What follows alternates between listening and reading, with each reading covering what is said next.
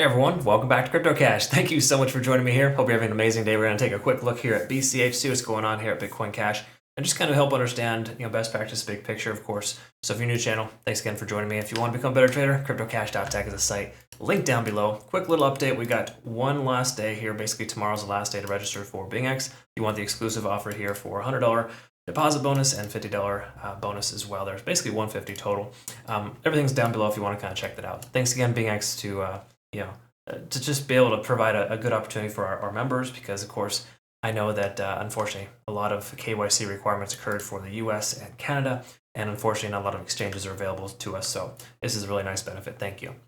So with BCH, we'll talk about the Elliott wave. We'll also work our way down kind of here from the larger picture and kind of see if there's any key indications, because it's important to look at the macro before you look at the micro, if you will, because if you don't know the overall trend, the short-term trend doesn't make a ton of sense, right? Again, it depends on your trading style, of course. If you're day trading, it's still very beneficial to understand that. All right, so let's take a quick look at some of the RSI here. First of all, we're above 50 on the RSI. We can see stochastic starting to swing up. We finally had that momentous uptrend here that we were looking for. Money flow index is higher as well, getting closer to 50. So in essence, we're in pretty good shape right now to see this likely continue further. However, smaller time frames do kind of speak contrary to that, but we see a MACD convergence here on the horizon as well. So it makes tremendous more sense for BCH to increase than decrease in the overall sense of the big picture. Okay, again, based on the indications, that's what we're seeing here so far. We can also see we're above the 50 and the 200, just below or broke above tentatively above the 20. Let's see if we can see that a little better. Yep, 20 is averaging itself out at about 250. Okay, so that's one of those lower Fibonacci retracement levels. There's a chance we could see a pullback because this is a pretty significant increase. But once again, it's kind of retesting this previous range here, right there at about 256. We can see the price has wicked up a few times there. So all the more likelihood of the price continuing higher, but potentially also rejecting out here initially. So we'll talk about that here. Let's go ahead and look at the 4-hour here really quick. First of all, simply put, we're above two of the important moving averages here, kind of letting us know on the right side of the tracks. And that's a good sign. Okay, now it doesn't mean that the price couldn't pull back, because there's probably a decent chance we have a fair value gap somewhere in there. We'll see in the smaller time frames if that is accurate, but this to me looks like we could see that 0.5 level retested there at about 247. Okay, so I'm speculating we'll see a bounce off 249 or 247 here, and that could lead us to further highs. Okay, but for right now, what we see here so far is that we have an overextension of the 4-hour. We're up over 70 in the RSI. When you break above that level, a lot of things can happen. Basically, it just means you broke through a key level resistance, and there's a decent chance the price may not come back down as fast or as quick as you'd want. In other words, be careful of shorting this coin at this point, because it does still have a lot of strength. We can see the volume has increased significantly, and until that starts to dissipate, it's best to kind of stay on the sidelines. Okay, so taking a look at the hourly, this is kind of where usually I like to pay attention to some fair value gaps and kind of see what's going on here. We can see a pretty significant one all the way down to about 244. I'm not saying to short to 244 from here. While that'd be a nice little 3% gain or 30% depending on your trading style, it's still no guarantee that's going to get filled. Because again, we got extra volume at this range here. Unless the volume tapers off significantly, which it kind of sort of is, if you will. With this doji candle here, we saw half the volume as previous. And again, now, right now, it was actually about a quarter of that, maybe even 1/8. So in truth, BCH is losing momentum, and as we see these larger candle wicks to the top, that does imply a further downside could occur. So again, generally speaking, we're in good shape here. There's a lot of bullish momentum. Mocha Cloud basically says, do not bet against this. It's not ideal. And just because, again, there's a fair value gap doesn't mean it's going to get filled. Okay. We could and possibly would maybe want to consider waiting a little bit, but at this point, we can see that we have a lot of liquidity at this level, and generally speaking, there's a fair value gap just below the price action. So truth be told here, it should pull back, but it may not do so right away.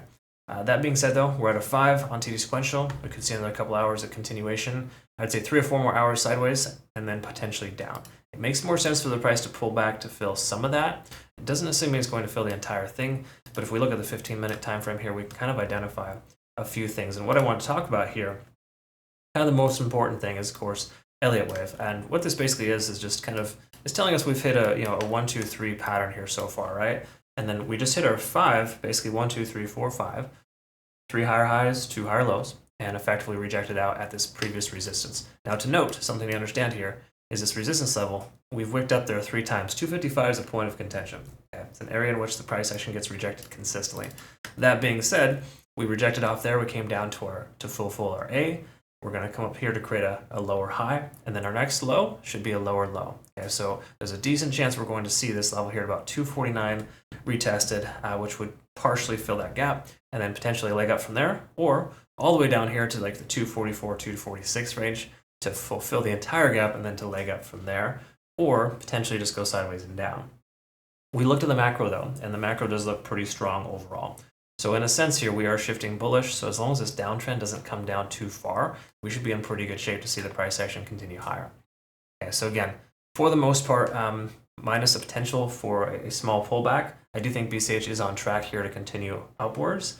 But once again, it would make sense for us to kind of pull back initially and to leg up from there. So me personally, I like to kind of buy the dips, so to speak. And if you see here, this most recent high is concurrent with this Fibonacci level at 0.382. Coincidentally, right there where the price could pivot. So my guess and or money would be on 249, taking either a long from there or a short until that level. Again, different strokes for different folks. Just be careful in how you trade.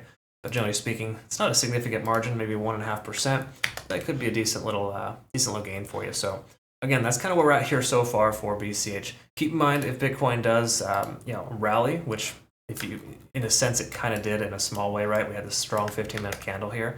You can see a similarity there where BCH is reliant on Bitcoin doing well in order to have this pump. Because again, it was increasing, of course, Bitcoin going sideways. But as soon as Bitcoin jumped up to that 400 range, 29.4, we saw BCH take off as well. Okay, so again, if Bitcoin pumps again, we'll very well see this one try to increase. But as you can kind of see here, volume is starting to taper off. We're well below that moving average, of course. So it would make sense for the price action to start to diminish here soon.